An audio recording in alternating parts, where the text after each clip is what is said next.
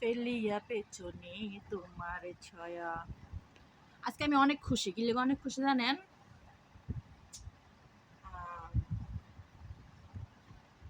দীর্ঘ 10 বছর পরে দুই বোন একসাথে ঈদ করবো। আল্লাহ যদি হায়াত দেয় ঈদ উঠতে, কি লেগে হায়াত দেয় এটা কইলাম। এখনো তো ঈদের 7-8 দিনের বাকি। হ্যাঁ, তো 7-8 দিন যদি এখন ঈদের বাকি থাকে, 6-7 দিন ঈদের এখনো বাকি। এখন 6-7 দিন যদি ঈদের বাকি থাকে, 6-7 দিন আমি বাঁচমু না আমার হায়াত আছে কিনা এটা তো আমি কইতে পারি না, ঠিক না? এই কারণে যদি আল্লাহ হায়াতে দেয়, দীর্ঘ 10 বছর পরে দুই বোন একসাথে ঈদ।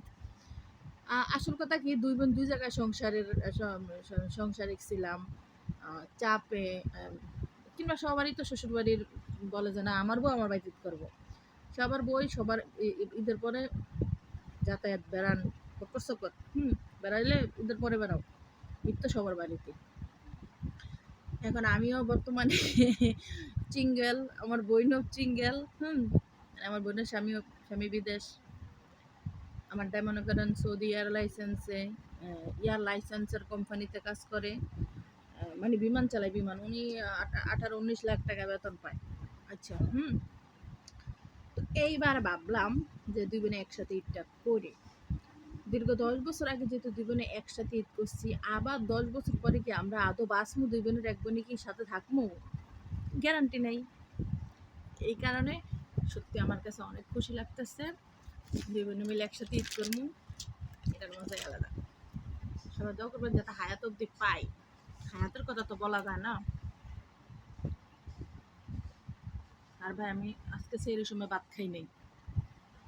সেই সময় উঠছি মতন আমার এত শরীর অসুস্থ লাগতাছে বলার মতন না।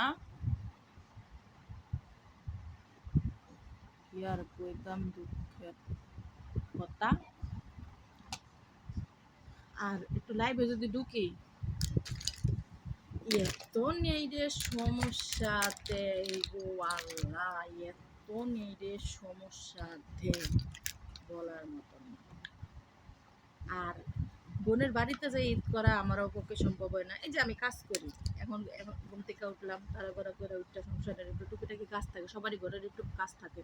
কাজটুক সারলাম, সেটা গোসল ধুইলাম, দিয়া এখন যেহেতু অনলাইনে ভিডিও ছাড়ি, 2-4টা ভিডিও করতে হয় সময় করে, আবার কাজে যেয়ে জয়েন হইতে হয়।